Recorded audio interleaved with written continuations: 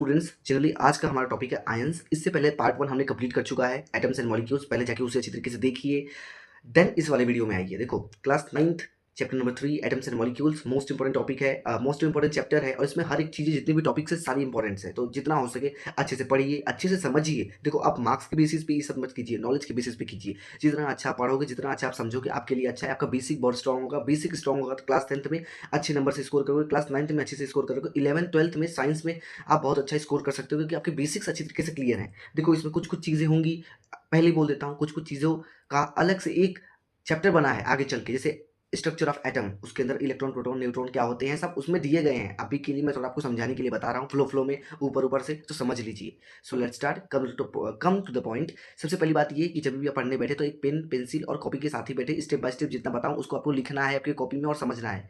So let's start. An ions is a charge particle found by a lose or gain of electron. Ions क्या होता है? एक charge particle है। Ion क्या है? एक चार्ज पार्टिकल है। कब ये बनता है? लूज और गेन ऑफ इलेक्ट्रॉन। दो क्वेश्चंस आएंगे आपके अंदर, लूज गेन और इलेक्ट्रॉन्स क्या होते हैं। कोई नहीं, मैं आंसर देता हूँ आपको। Cation and anion. कटायन मतलब पॉजिटिव चार्ज मतलब found by a loose of electron. Lose electron क्या होगा? लूज ऑफ इलेक्ट्रॉन का मतलब यही होता है जब कोई भी इलेक्ट्रॉन अपना डोनेट कर दे, अपना इलेक्ट्रॉन्स डोनेट कर दे, ले ले भाई। डोनेट करना मतलब भाई प्यार से दे दे कि भाई तू ले ले, मेरा ले ले, क्या ले ले? इलेक्ट्रॉन्स ले ले, ठीक है। Then found by a gain. Anion मतलब क्या होता है? Negative charge. नेगेटिव चार्ज मतलब found by gain of electron, means मेरे इलेक्ट्रॉन्स को आप ले लो, ऐसा, ठीक है। अब हम इलेक्ट्रॉन्स को समझते हैं कि इलेक्ट्रॉन्स का मतलब क्या होता है। देखो देखो मुझे पता है कि आपको ये ड्राइंग बहुत बेकार लग रही होगी, सॉरी। ड्राइंग मैंने समझने के लिए बनाई है। इससे पहले जब हम, सॉरी, इसके बाद जब चैप्टर नंबर 4 में हम जाएंगे स्ट्रक्चर ऑफ एन एटम में, प्रॉमिस करता हूँ ऐसे ड्राइंग नहीं बनाऊंगा, बहुत अच्छी बनाऊंगा। नहीं बना पाया तो पीडीएफ से पढ़ाऊंगा, चलेगा, ठीक है। पहले आप समझ लीजिए। देखो एक स्ट्रक्चर ऑफ एटम में दो चीज़ें होती हैं। क्या क्या चीज़ें होती है? देखो प्रोटॉन और न्यूट्रॉन, प्रोटॉन और न्यूट्रॉन, प्रोटॉन न्यूट्रॉन दोनों साथ ही में रहते हैं। दोनों बहुत अच्छे दोस्त हैं, ठीक है। दोनों अच्छे दोस्त हैं, इसमें पूरे प्रोटॉन्स आते हैं, प्रोटॉन्स एंड न्यूट्रॉन। आशा करता हूँ कुछ समझ में आ रहा हो। जितने मैंने कवर किया है पेंसिल से समझ लीजिए, प्रोटॉन एंड न्यूट्रॉन दोनों साथ में रहते हैं। प्यूट्रॉन, देखो जो जो भी न्यूट्रॉन होते हैं जीरो चार्जेस, इसमें कोई चार्जेस ही नहीं होते, न्यूट्रल होते हैं। न्यूट्रल मतलब समझते हो ना, ना ही पॉजिटिव ना ही नेगेटिव। और प्रोटॉन्स मतलब पॉजिटिव चार्जेस, प्रोटॉन मतलब पॉजिटिव चार्जेस, ठीक है। प्रोटॉन्स मतलब पॉजिटिव चार्जेस। आशा करता हूँ कुछ समझ में आ रहा हो। एंड इलेक्ट्रॉन्स मतलब नेगेटिव चार्जेस, इलेक्ट्रॉन्स मतलब नेगेटिव चार्ज। अब पॉजिटिव नेगेटिव आपको आना चाहिए। इलेक्ट्रिसिटी चैप्टर अगर आपने क्लास 8 में पढ़ा हो तो पॉजिटिव नेगेटिव आना चाहिए। पॉजिटिव क्या होता है, नेगेटिव क्या होता है, नहीं आता है तो वो हम पढ़ेंगे, ठीक है, कोई बात नहीं। प्रोटॉन न्यूट्रॉन इलेक्ट्रॉन, समझ में मुझे लगता है आपको समझ में आ रहा हूँ मैं क्या कहना चाहता हूँ। देखो इलेक्ट्रॉन जो भी है लास्ट ऑर्बिट में रहता है। लास्ट ऑर्बिट मतलब पहले प्रोटॉन न्यूट्रॉन, उसके बाद इलेक्ट्रॉन्स। अब इलेक्ट्रॉन्स में भी बहुत सारे ऑर्बिट्स होते हैं, हम आगे चल के पढ़ेंगे।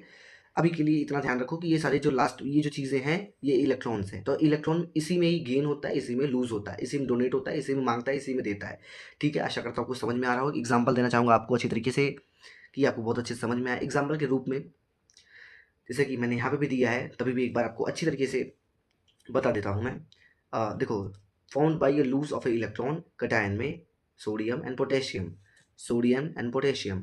Found by gain of electron calcium and iodine, calcium and iodine, ठीक है। देखो यहाँ पे जगह नहीं था तो मैंने इसको इसकी स्पेलिंग में लिखनी पड़ती है क्योंकि बहुत लोग को स्पेलिंग नहीं आती अच्छी तरीके से। कोई बात नहीं, नहीं आती कोई बात नहीं, इसे आप लिखते रहिए, दोनों साथ में लिखना, इसका सिंबल भी इसका स्पेलिंग भी, ठीक है। देन पॉलीएटॉमिक आयन किसे कहते हैं? Polyatomic ion a group of atoms carrying a charge is has a polyatomic ion. अब पॉलीएटॉमिक आयन मतलब क्या होता है? देखो भाई सिंपल सी बात है, इसमें क्या चीज़ें होती हैं, दो एटम्स होते हैं, दो या दो से ज़्यादा एटम्स प्रेजेंट होते हैं। देखो जैसे जैसे कि देखो चार हाइड्रोजन का एक नाइट्रोजन का, इसमें जैसे कि H2 H3, इसमें दो या तीन डिफरेंट डिफरेंट रहते हैं, समझ में आया? दो दोस्त सेम जैसे नहीं रहते, एक दोस्त गुस्सा वाला रहता है, एक दोस्त हंसने वाला रहता है, तो इसमें यही चीज़ें हैं, ठीक है।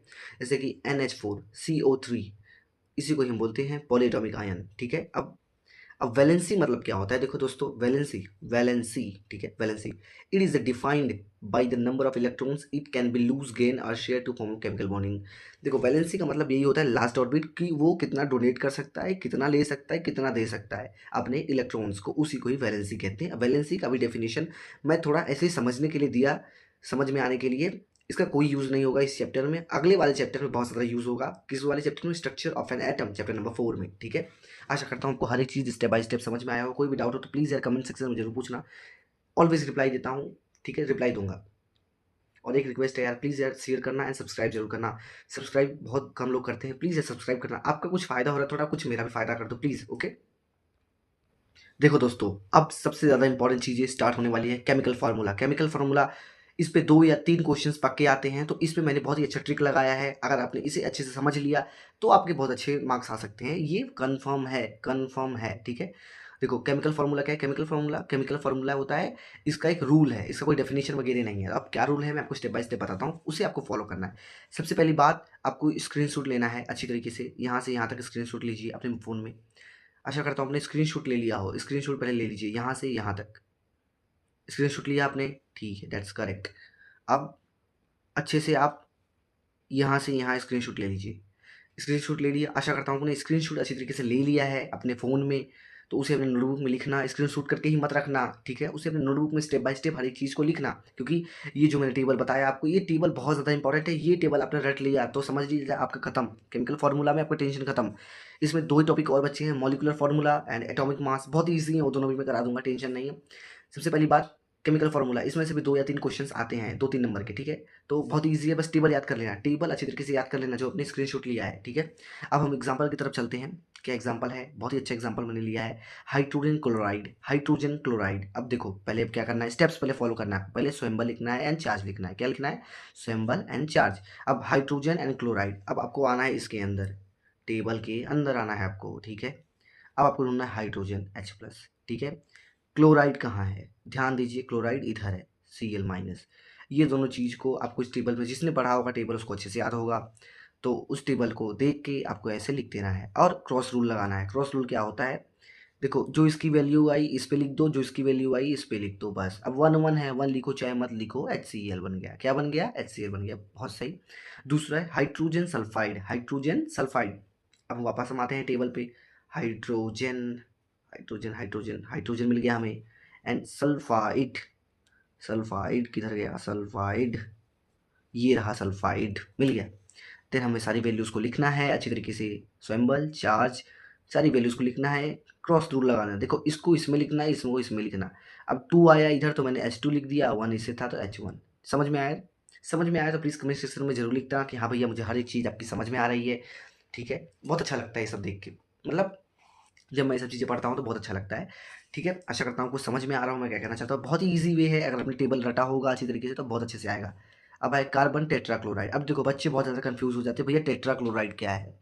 अब टेट्रा, पेंट्रा, ये सारी चीज़ें आप क्लास 10th में सीखोगे, तो ये टेट्रा, पेंट्रा, मोनो, डाई, ये सब बात इस पे ध्यान मत देना, उसके पीछे वाली चीज़ों को ध्यान देना, ठीक है? अगेन बोलता हूँ, टेट्रा, पेंट्रा, हेक्सा, ये सारी चीज़ें अगर आई तो इन पे ध्यान मत देना, ठीक है?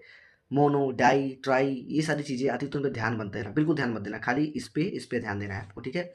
अब कार्बन एंड क्लोराइड, अब हमें ढूँढना है वापस अपने जाके, कार्बन +4, क्लोराइड किधर है भाई? क्लोराइड ये रहा, Cl- दिखा देता हूँ आपको भी, क्लियर, Cl-। तो मैंने अच्छी तरीके से देख देख लीजिए आप कि मैंने कैसे किया है, +4 -1 क्रॉस रूल लगाया, इसका इसके साथ C1, 4 था इसके साथ Cl4। अब मैग्नीशियम क्लोराइड, अब मैग्नीशियम में +2 आता है, Cl में -2 आता है। देखो माइनस है कोई बात नहीं, माइनस वाइनस नहीं लिखना होता है, बस खाली क्रॉस मल्टीप्लिकेशन के लिए यूज़ हुआ है। देखो चार्ज मैंने नहीं लिखा है, सॉरी, चार्ज। आशा करता हूँ कुछ समझ में आया हो मैं क्या कहना चाहता हूँ। एक 2-4 एग्जांपल और ले लेता हूँ कि आपको बहुत अच्छे से समझ में आए। एल्युमिनियम एंड ऑक्साइड, स्वयंबल, चार्ज, एल्युमिनियम ऑक्साइड, एल्युमिनियम का +3 टेबल के थ्रू, जैसे कि मैंने बताया था आपको। टेबल अच्छे से रट लेना, टेबल नहीं रटोगे तो आपका पूरा काम बिगड़ जाएगा। सबसे ईज़ी वे यही है, टेबल से अच्छे रट्टा मार लेना। टेबल को पढ़ोगे तो बहुत ईज़िली इसकी आंसर आप दे दोगे, ठीक है? करना है, आंसर आ गया। बहुत ही ईज़ी वे में मैंने बताया है। इतना ईज़ी भी मतलब आप सीख सकते हो बहुत ईज़िली, अब थोड़ा भी ध्यान दिया आपने तो बच्चों।